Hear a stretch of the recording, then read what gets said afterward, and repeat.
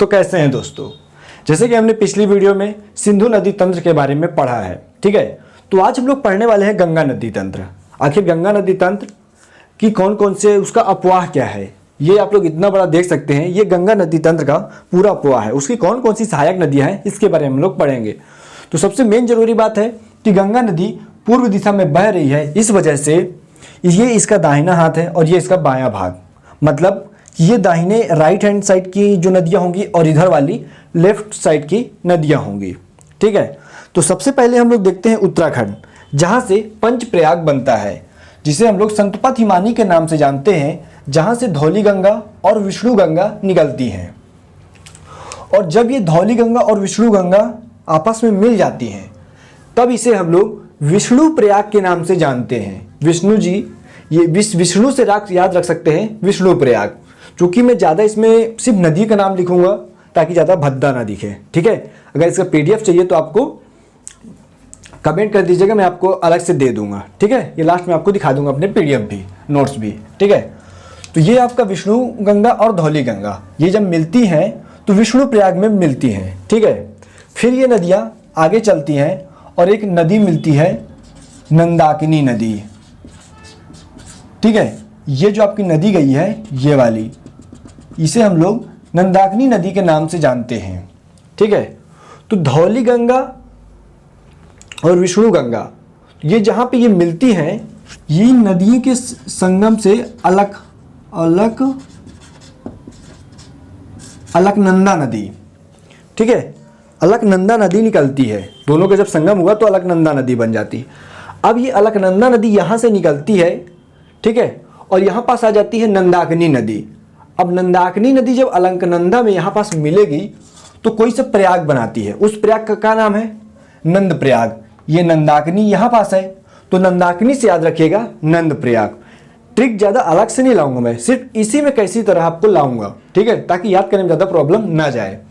तो ये नंदाकिनी है आपकी, तो ये नंदाकिनी से आया आपका यहाँ पास नंद प्रयाग, ना से याद रखिएगा नंद प्रयाग, ठीक है। क्योंकि इसमें सबसे ज़्यादा गहराई अलकनंदा की है, इस वजह से इसका नाम अलकनंदा ही रहेगा, ठीक है। अब ये अलकनंदा आगे चलती है तो एक नदी फिर से मिलती है जिसका नाम है पिंडार नदी, ठीक है। अब ये पिंडार नदी आ गई। अब पिंडार नदी और अलकनंदा नदी का मेल होगा, ठीक है। पिंडार और अलकनंदा नदी का मेल होगा कहाँ पास, ये यहाँ पास। तो आखिर ये कौन सा प्रयाग है, पिंडार और अलकनंदा नदी का जब प्रयाग मिलेंगी तब यहाँ पास आपका आएगा कर्ण प्रयाग, ठीक है। मिडिल का है, पांचों प्रयाग में ये बीच का है, तो ये कर्ण प्रयाग है आपका, ठीक है। दो और बताऊंगा, फिर समझाऊंगा कि आखिर कैसे याद करेंगे, ठीक है। तो ये हो गया आपका कर्ण प्रयाग। अब देखिए केदारनाथ से एक नदी निकलती है, ठीक है, केदारनाथ से।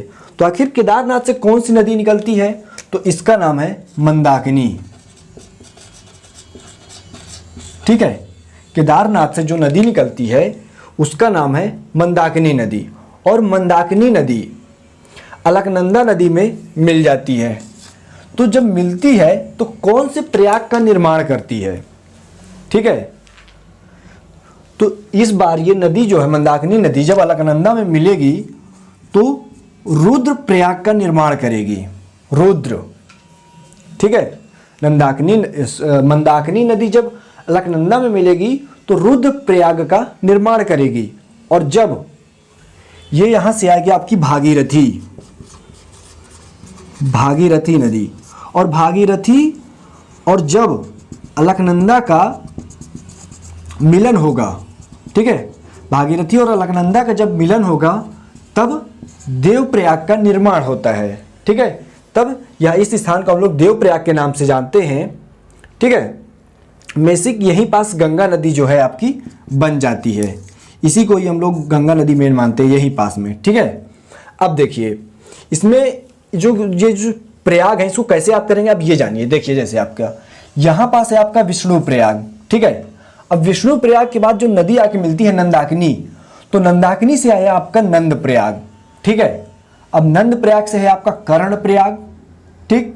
देखिए ये भी आपका बीच में है, और अलकनंदा का जो बीच का अक्षर है वो भी का है।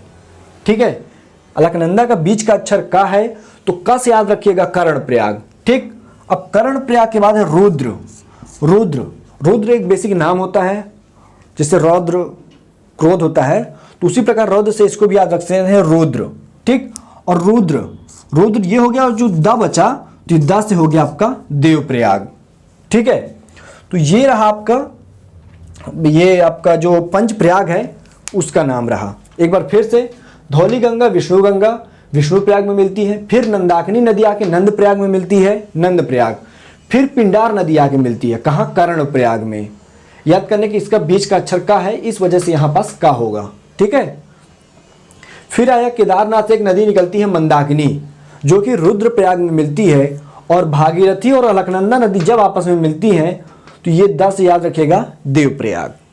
ठीक, अब देखिए, अब यहां से ये जो भागीरथी नदी है ये बद्रीनाथ के गंगोत्री से निकलती है। बहुत लोग इसको इसी को मेन गंगा मानते हैं कि गंगा जो है गंगोत्री से निकलती है, लेकिन ऐसा नहीं है। ठीक है, तो ये रही आपकी भागीरथी, ये वाली। ठीक है, ये वाली जो है आपकी, ये आपकी भागीरथी है। तो ये आखिर जो भागीरथी है ये, और ये जो आपकी ये इस साइड में है, इसे हम लोग भीलांगना, ये वाली आपकी भीलांगना नदी है। तो जब भागीरथी और भीलांगना नदी आपस में मिलती हैं तो यहाँ पास एक टिहरी बांध का निर्माण होता है। ठीक है, टिहरी बांध का निर्माण होता है। टिहरी, ये देखिए, ये आपका यहाँ पास एक टिहरी बांध का निर्माण होता है, जो विश्व का जो भारत का सबसे ऊंचा बांध है, 255 मीटर है। ठीक है, तो ये आपका सबसे ऊंचा बांध है, और यह जब भीलांगना और भागीरथी में भागीरथी ज़्यादा बड़ी है, इस वजह से ये भागीरथी नाम से आगे बढ़ती है और देवप्रयाग में मिल जाती है, और यहाँ से गंगा नदी आगे चलती है। ठीक है, अब एक इसको भी क्यों छोड़ा जाए, तो राम गंगा, तो ये देखिए, अभी ये प्रयागराज में, ये प्रयागराज है आपका, जिसे हम लोग, प्रयागराज में एक स्थान है, पुराना नाम इलाहाबाद है, जिसे हम लोग संगम के नाम से जानते हैं। ठीक है, तो उससे पहले एक राम गंगा नदी आकर के गंगा नदी में मिल जाती है। लेकिन अब आगे चलते हैं, तो अब हम लोग आगे देखते हैं कि गंगा नदी, जिसकी सबसे महत्वपूर्ण सहायक नदी यमुना नदी है, तो अब हम लोग उसको देखते हैं। देखिए, यमुना नदी बेसिक यमुनोत्री से निकलती है। ठीक है, यमुना यमुनोत्री से निकलती है, और भागीरथी, जिसे हम लोग मेन गंगा के नाम से जानते हैं, या बहुत लोग इसको मेन गंगा भी कहते हैं, तो इसे हम लोग गंगोत्री से कह सकते हैं, जो कि बद्रीनाथ में है। ठीक है, अब देखिए, ये यमुनोत्री जो है, यमुनोत्री जो यमुना नाम से आगे चलती है, इसमें सबसे पहली एक नदी आके मिलती है, जिसे हम लोग टोंस के नाम से जानते हैं, टोंस। ठीक है, ये रही आपकी टोंस नदी, टोंस, और टोंस के बाद है आपकी हिंडन। गंगा नदी के बाएं भाग से 2 नदियां आके मिलती हैं, एक है आपकी टोंस नदी और दूसरी है आपकी हिंडन नदी, जैसे कि इसमें आप लोग देख सकते हैं, टोंस और हिंडन। ठीक है, फिर आप लोग दाएं हाथ में देखेंगे तो एक नदी आती है चंबल, चंबल, चंबल के बाद है आपका सिंध, बेतवा, और ये है आपकी केन नदी। ठीक, चंबल, सिंध, बेतवा, केन। तो चंबल नदी की कुछ कुछ सहायक नदियां हैं, आखिर वो कौन सी सहायक नदियां हैं, उसको कैसे याद करेंगे, उसको देखते हैं। तो देखिए, चंबल, तो चंबल के दाहिने भाग में पहली नदी है क्षिप्रा, क्षिप्रा, क्षिप्रा के बाद है काली, काली सिंध के नाम से, हम लोग काली नदी को काली सिंध के नाम से जानते हैं। ठीक है, और फिर है पार्वती। अब देखिए, इसको याद कैसे करेंगे, क्षिप्रा जो है काली है, तो क्षिप्रा भले काली है, लेकिन किससे, वो पार्वती भी तो है, तो क्षिप्रा काली है पार्वती से। ठीक है, किससे ज़्यादा काली है, तो वो पार्वती से, क्षिप्रा काली है पार्वती से, नॉर्मल है। ठीक है, अब देखिए, क्षिप्रा काली है पार्वती से। अब दूसरी तरफ है चंबल, मतलब चंबल मिडिल में है आपका। तो चंबल के बाद है आपका खारी नदी। खारी, ये है आपका खारी, ये है आपका मेज और ये है आपका बनास। अब देखिए इसको कैसे याद करेंगे। देखिए चंबल मतलब किसी का नाम मान लीजिए कि ये किसी का नाम है, तो चंबल खाली मेज बना, चंबल खाली मेज बना। चंबल खाली, खाली बोलिए या खारी, थोड़ा सा मिल रहा है, तो चंबल खाली खारी मेज बना और लास्ट में स जोड़ दीजिएगा तो वो हो जाएगा बनास। तो चंबल के दाहिने भाग में क्षिप्रा काली है पार्वती से, ट्रिक है, और चंबल के बाएं भाग में चंबल खारी मेज बना, ये उसका ट्रिक है। ठीक है, तो इस हिसाब से चंबल की सहायक नदियों को आप लोग याद कर सकते हैं। फिर जब चंबल जब यमुनोत्री में मिल जाती है तो इसके दाहिने भाग में सिंध, बेतवा, केन, ये तीनों नदियां आकर के मिल जाती हैं। अब जब प्रयागराज, जहां माना जाता है कि सरस्वती भी यहाँ पास आके मिलती है लेकिन अभी नहीं आ रही है। ठीक है, तो फिलहाल इन दो नदियों का जब संगम होता है तो अब गंगा नदी आगे बढ़ती है। तो गंगा नदी को फिर कौन सी नदी आकर के मिलती है आगे, तो अब उसको देखते हैं, जिसमें लेफ्ट से एक नदी आती है गोमती, गोमती। ठीक है, ये है आपकी गोमती नदी। ठीक, गोमती नदी आती है। फिर दाहिने साइड से एक नदी आती है जिसे हम लोग कर्म नासा कहते हैं। ठीक है, इसमें कहते हैं कि जो इसके जल से नहाता है उसके सारे कर्म नाश हो जाते हैं। ये इसी वजह से कह सकते हैं कि इसका नाम कर्मनासा पड़ा। ठीक है, ये है आपकी गोमती और ये है आपकी कर्मनासा नदी। ठीक, कर्मनासा के बाद है आपकी घाघरा नदी। घाघरा, तो ब्लैक वाली आपकी घाघरा नदी है, लेकिन घाघरा की एक सहायक नदी है जिसे हम लोग शारदा के नाम से जानते हैं। ये शारदा नदी घाघरा में मिल जाती है और घाघरा ज़्यादा बड़ी होने की वजह से इसका नाम घाघरा रहता है और घाघरा नदी आगे बढ़ती है। ठीक है, फिर दाहिने साइड से एक नदी आकर के मिलती है, तो ये कौन सी नदी है, तो इसका नाम है सोन नदी। सोन, ठीक है, सोना वाली सोन नदी। अब सोने का आप लोग क्या मीनिंग निकालेंगे आप लोग जानिए। तो ये है आपकी सोन नदी। ठीक है, अब सोन नदी, गोमती, घाघरा, गोमती, घाघरा। अब घाघरा के बाद आपकी जो नदी आएगी वो है बूढ़ी गंडक। ये रही आपकी गंडक। गोमती, गोमती, घाघरा, गंडक। ठीक है, तो गंडक नदी, गंडक, तो गंडक, एक सेकेंड रुकिएगा ना, यहाँ थोड़ा सा मिसिंग हो रहा है। देखिए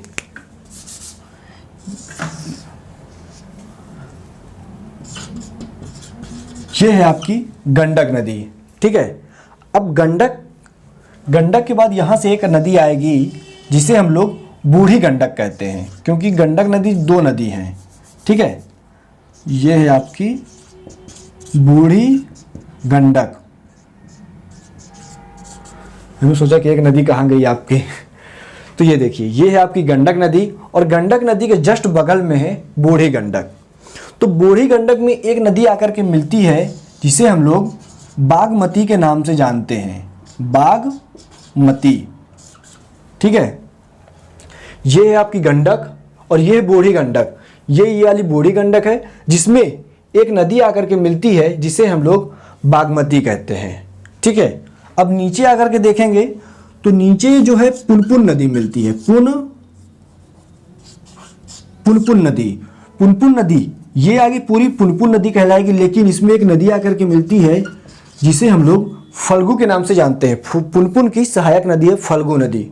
ठीक है, तो ये रही आपकी बूढ़ी गंडक नदी। ठीक है, अब एक नदी आके मिलेगी और जिसे हम लोग कोसी नदी के नाम से जानते हैं। कोसी नदी। चूँकि कोसी नदी एक ऐसी नदी है जिसे बिहार का हम लोग शोक कहते हैं, क्योंकि इसका जो रास्ता है, डायरेक्शन है, वो एकदम डिसाइड नहीं है और ये इतना ज़्यादा अपने साथ नुकसान कर जाती है, इसका आप लोग अंदाज़ा न्यूज़ में देख ही सकते हैं। ठीक है, और इसकी एक सहायक नदी है जिसे हम लोग कमला के नाम से जानते हैं। ये जो नदी आ रही है ये आपकी कोसी नदी है और कोसी नदी में ये काली कमला नदी मिल जाती है। ठीक है, तो कोसी नदी ज़्यादा बड़ी, इस वजह से इसका नाम कोसी रहता है। और गंगा नदी की बाएं तरफ से मिलने वाली आखिरी नदी कौन सी है? महानंदा नदी है। ठीक है, बाएं भाग से मिलती है और ये आखिरी नदी है और इसका नाम है महानंदा नदी। ठीक है, अब देखिए गंगा नदी से एक नदी निकलती है। ये जितनी भी नदियां हैं ये सब गंगा नदी में समाहित हो रही हैं, लेकिन एक ऐसी नदी है जो गंगा नदी से निकल जाती है, तो उसे हम लोग गंगा नदी की वितरिका में गिनते हैं और जिसका नाम है हुगली नदी। ठीक है, हुगली। और इस हुगली नदी की एक सहायक नदी है जिसे हम लोग दामोदर नदी के नाम से जानते हैं। ठीक है, जिसे हम लोग दामोदर नदी के नाम से जानते हैं। ठीक है, इसी दामोदर नदी में ही दामोदर घाटी परियोजना भी है। ठीक, तो ये दामोदर नदी है और यहाँ से ये नदी जब निकलती है तो ये जाकर के बंगाल की खाड़ी में गिरती है। कौन नदी? हुगली नदी। अब देखिए ये यहाँ पास से जब ये गंगा नदी जब आपकी बांग्लादेश में गमन करती है तब इसका नाम चेंज हो जाता है और पद्मा पड़ जाता है। ठीक है, अब ये जो गंगा नदी का कब कौन सी नदी मिलती है, कहाँ इसका नाम चेंज होगा और कब ये बंगाल की खाड़ी में गिरेगी, ये सब आपको अब ब्रह्मपुत्र नदी जब हम लोग पढ़ेंगे, ब्रह्मपुत्र नदी तंत्र, उसमें मैं आपको ये सब आगे का पार्ट बताऊंगा। ठीक है, तो आज के लिए इतना ही है।